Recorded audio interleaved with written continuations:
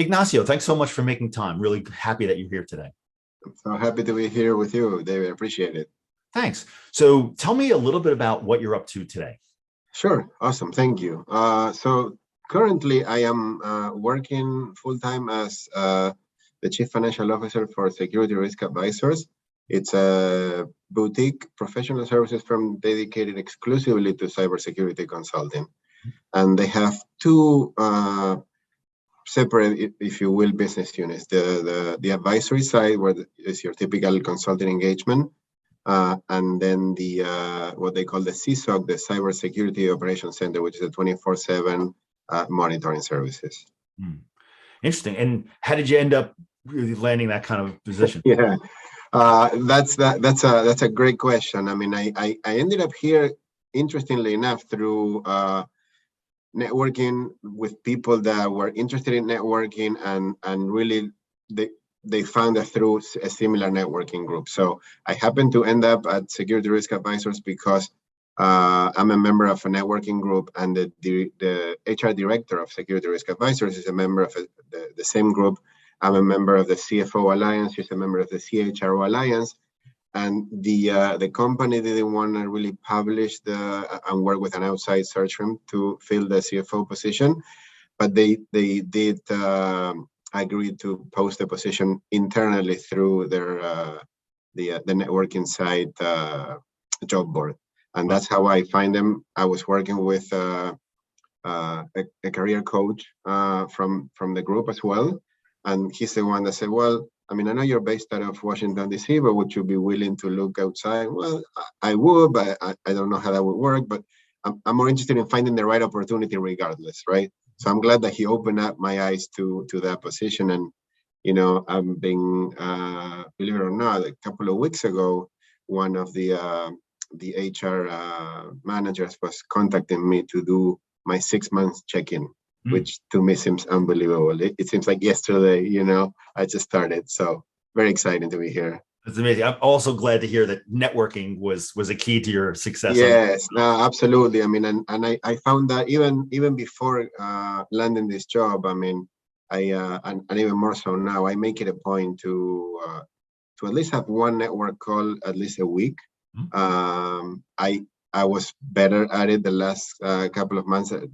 Lately, my daughter is going through her graduation from high school. We have a lot of events, and it's taking up a lot of my time. But I'm trying to make it a point to basically try to pay forward, because I found this role through networking, right? And I want to make sure that I can do something similar, or if not that, at least help someone in their journey. Oh, that's awesome. So I'm going to take you way back to when you first, went to college, and you woke up one day and said, one day I'm going to be chief financial officer for, a cybersecurity risk, right? And so, everything was just a straight line, right? Right, of course. What were you thinking in college? What was your dream in college? Yeah, so that's interesting. I always enjoyed numbers, and to be honest, the one thing that I wanted to do was an engineer. I wanted to build stuff. I wanted to do something more like physical, but that wasn't in the cards for me. It's interestingly enough, when I took my first accounting class, that just opened up my eyes. I found something that I enjoy, and it made sense to me. And I also found out that it didn't make sense to a lot of people. So maybe this is my calling, maybe, So I majored in accounting and finance when I was lucky enough to be at Penn at the Wharton School in undergrad. So typically, this is the typical part of the journey, right? There are some typical parts. I did start off working for, in my time, it was still the Big Six, I think. And I did a year with them, and I quickly realized that, believe it or not, like, public accounting wasn't something for me. I still enjoy accounting to this day, but I very much rely on having a strong controller, because what I found through my journey is that even though I was very much numbers oriented, I enjoy really talking to the business side and really talking about strategy. And that's where the CFO role almost naturally landed itself, but it took probably the good part of the 15 years of my 25 now year career.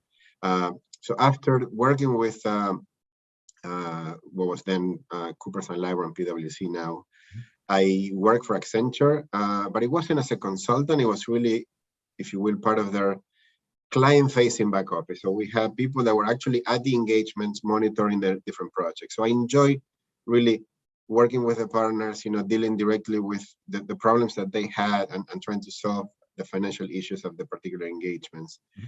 And it's interesting that I started doing that because that's what I do today, right? I mean, on a bigger scale, right? I mean, of all the projects. Back then I was managing maybe one project at a time. Now we have over, 500 clients, with many projects at the same time. And obviously I have a strong team supporting that, but interesting that it almost, the circle completed itself, they did a full 360, if you will, right? So which came first to some degree? Did you find that the consulting and advising and helping, run business made you want more of that, or you had a deliberate interest in that? That's why you guided your career there. What was your thinking there? That's a great question. I mean, I if you ask me, would I be in a consulting company today? I probably would have said no. That's not where I would see myself. But I think what completed the journey to get to this point for me was going through the different many different positions that I went through. Most of them were in the services. Mm-hmm. I did work for one manufacturing company in healthcare, and that wasn't something that I was doing, more straight up accounting, and it wasn't something that truly was where my strengths were. Mm-hmm. But ever since then, it's always been other consulting companies or financial services, or always some type of service.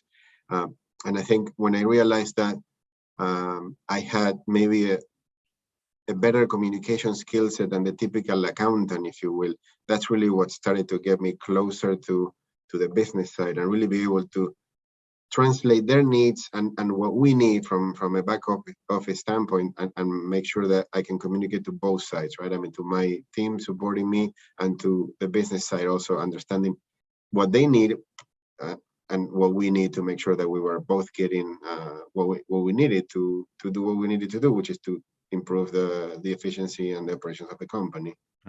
Go ahead, please. No. So that's why it's interesting. I mean, I work for bigger companies, smaller companies, startups. Mm-hmm. Size was never really something that was a big factor for me. Mm-hmm. Quite frankly, I found pros and cons in both, right? I mean, in smaller companies, I found out that as much as I didn't enjoy being a one small startup, I was the only accounting and finance person. As much as I did not enjoy being the only person, doing everything from billing to invoicing, collections, and putting the financials, I did enjoy having the full cycle and visibility into the details of everything, right? But what I found out is that I didn't have enough time to critically think about what I was doing, right? And which is what I'm afforded to. I'm lucky enough to have that and really try to improve on the processes that we're following, being a better partner for the business. So that's what I'm enjoying. Oh, nice. Did you have any mentors along the way, or was it mostly self-taught? Yeah, that's a great question. I wouldn't say I had a mentor per se, but I did have certain direct supervisors, and I call them that for lack of a better word, but they were probably my first chance at really seeing leadership. Mm-hmm. And typically the best leaders that I've had are the ones that, for my particular case, the best ones have been women. Mm-hmm. And they allow me to work independently and still offer guidance, but basically allow you to make your career, right? Own it and do what you want with it. And I think that's what allowed me to really push myself, rather than have someone push me, have someone point me in the right direction and then letting me run there or walk there as quickly or as slow as I needed to go at a certain time. That's been, so it wasn't a single person. There were a couple of people that I can remember, particularly early on, I would say, that allowed me to take on and challenge me to take on more responsibility and see if I could do it. And if I didn't, they would help me along the way, but basically let me run free. Oh, that's neat. Did you have any direct supervisors that you said, "Oh my goodness, the opposite of this"? And you don't have to mention names. No, no, of course, of course. Yeah. No, everybody will remain anonymous. I did, unfortunately. Yes, I did a couple of times, and I think you know what? It's interesting because it brought back what made a good leader in my career early on, right? And why were some people so willing to let me, do things on my own with minimal supervision while others weren't? And it really boils down to really building that relationship and having trust in each other, right? And when I didn't find that trust, it's when I found to the supervisors that are more micromanagers or control freaks to be a little bit overbearing on myself. So I try to avoid those traits as much as I can. Right. What traits, looking back on the positives and the negatives, what traits do you aspire to emulate and bring in to generate, to inspire the next level, the people that work with you? Awesome question. I mean, so I try to be authentic. I try to, be honest, be transparent, be upfront. And I think the biggest thing is communication, right? I mean, be able to communicate. And anytime I communicate with someone, I try to keep three things in mind, Anytime I have to deliver a message, it has to be true, it has to be necessary, and it has to be kind. And if it doesn't meet the three criteria, then it's probably better to just save it for another time. It's not the right place or the right moment.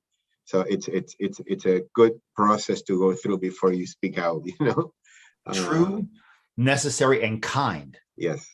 Wow. And what how did you come up with that? And so I wish I could tell you where I got that from because I can't take credit for that. But I know when I read that, it resonated so much. And I've heard people adding a couple of other things on top of that, and I don't remember them right now. Right.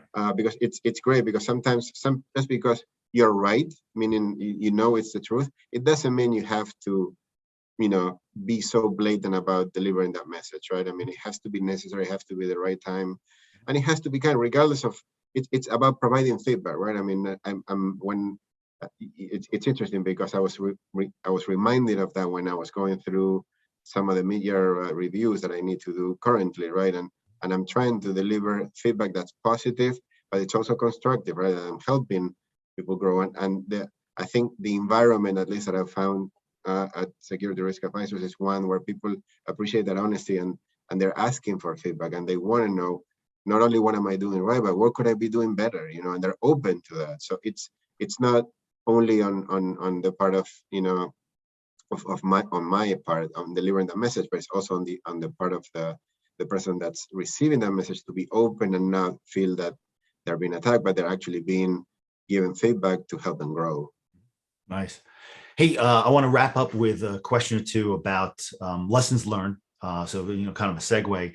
If somebody watching were interested in deriving a lesson from your career, your path, and you look back on your tremendous career, what advice would you give them? What do you think are the key things to help them be successful?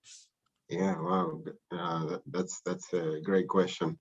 I think I will go back to my when I started my business education, if you would. I probably started early on. I wanted to do something that was completely outside of managing a company. So in my mind, the perfect profile is do something that's in engineering.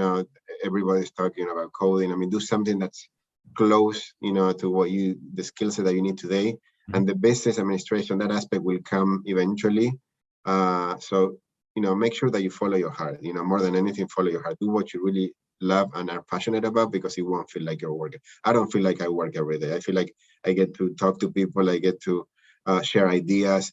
It doesn't feel like work. It's long days, but it doesn't feel like work. That's the best feeling that I can get. Oh, that's awesome. That's awesome. As long as they're paying you as well, right? Yes. Ignacio, thank you so much. This is really terrific. And I really love the comment about true, necessary, and kind. And the kind, that third criteria kind of threw me for a loop. And I love that. I think that's really. And you know what? When I go in that order, I always feel like maybe I should start with being kind first. and then necessary and true. It's almost the opposite order, right? Yeah. Funny. Yeah. So, hey, thanks so much for being here. I really appreciate it. Have a wonderful day. My pleasure. Thank you.